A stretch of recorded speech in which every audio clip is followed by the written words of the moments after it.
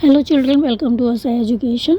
आज हम करेंगे आरबीएससी की 8वीं क्लास की हिंदी की किताब का चौथा चैप्टर सुदामा चरित। इससे पहले हमने आपको करवा दिए थे दीर्घ उत्तरात्मक प्रश्न तक। इसके आगे के हम देखते हैं कि कौन से प्रश्न हैं। तो आपका इसमें पहला प्रश्न है कि निम्नलिखित वाक्यों में कर्ता और क्रियापदों को छाँट कर लिखिए। तो पहला है सुदामा कृष्ण से मिलने जा रहे थे। इसमें कर्ता कौन सा है और क्रियापद कौन सा है। कर्ता मतलब काम करने वाला और क्रिया उसने क्या क्रिया की, काम किया। तो कर्ता हो गया इसमें सुदामा और क्रियापद हो गया जा रहे थे, ये क्रिया की उन्होंने। फिर है सुदामा अपने साथ चावल की पोटली लेकर गए। तो सुदामा क्या है, कर्ता हैं, काम करने वाले हैं, और गए क्या हुआ, क्रियापद हो गया। फिर है सेवक ने सुदामा के बारे में कृष्ण को बताया। किसने बताया, सेवक ने क्या किया, बताया। तो सेवक हो गया आपका कर्ता और बताया हो गया क्रियापद। फिर है कृष्ण सुदामा का नाम सुनकर दौड़ आए। कृष्ण सुदामा का नाम सुनकर दौड़ आए। तो कृष्ण हो गया क्रिया, कृष्ण हो गया कर्ता और दौड़ आए हो गया क्रियापद। फिर आपका अगला प्रश्न है कि दिए गए वाक्यों में क्रिया सकर्मक है या अकर्मक। वाक्यों को अपनी कॉपी में लिखकर क्रिया का भेद लिखिए। पहला है द्वारपाल बोला। तो ये जो बोला है वो क्रिया जो है वो सकर्मक है कि अकर्मक है। तो द्वारपाल बोला, इसमें क्या है, ये बोला अकर्मक क्रिया है। फिर कृष्ण ने चावल खाए। तो खाए क्या हुआ, यहाँ पर सकर्मक क्रिया हो गई, क्योंकि चावल थे वो खा लिए गए, ख़त्म हो गए। तो ये हो गया सकर्मक। कृष्ण ने सुदामा के पैर धोए। तो धोए क्या हुआ, सकर्मक क्रिया हुई। तो कोई काम हुआ, तो ये हो गया सकर्मक। फिर आपका अगला प्रश्न है कि जो सुदामा थे वो कृष्ण से मिलने बहुत पहले भी जा सकते थे, लेकिन ऐसा नहीं हुआ। कारण जानिए और लिखिए। तो जो सुदामा थे वो इतने दिन बाद कृष्ण से मिलने क्यों गए, वो पहले भी जा सकते थे, तो क्यों नहीं गए, आप इसका कारण बताइए और लिखिए। तो आंसर होगा कि सुदामा भले ही गरीब ब्राह्मण थे, परंतु कुछ स्वाभिमानी और कुछ संकोची भी थे। तो वे मित्र से सहायता मांगना या अपनी गरीबी का रोना ठीक नहीं समझते थे। तो वे मित्र से सहायता मांगना या अपनी गरीबी बताना अपने स्वाभिमानी स्वभाव से उचित नहीं मानते थे। तो सुदामा संकोची प्रवृत्ति के कारण हर किसी के सामने हाथ फैलाना नहीं चाहते थे। इसी कारण वो पहले कृष्ण के पास नहीं आए।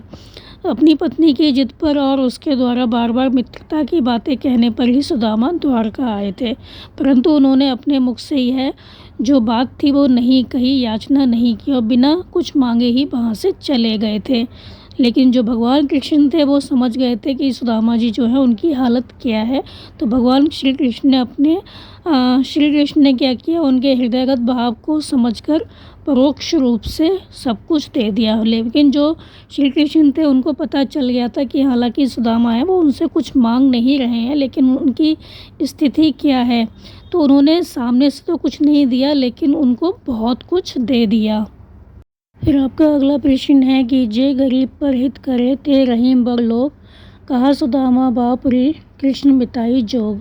तो उपरोक्त दोहे का जो भावार्थ है वो स्पष्ट कीजिए, क्या मतलब है इसका क्या अर्थ होगा। कभी रहीम कहते हैं जे गरीब पर हित करे ते रहीम बड़ लोग, कि जो गरीब जनों अथवा दूसरों की भलाई करते हैं वे ही बड़े लोग कहलाते हैं। ते रहीम, तो रहीम दास जी क्या कहते हैं, बड़ लोग वही बड़े लोग कहलाते हैं जो गरीब पर हित करते हैं। कहा सुदामा बापरी कृष्ण मिताई जोग। सुदामा बेचारा अत्यंत गरीब था, परंतु कृष्ण मिताई जोग, परंतु कृष्ण ने मित्रता निभाते हुए उसका उद्धार किया।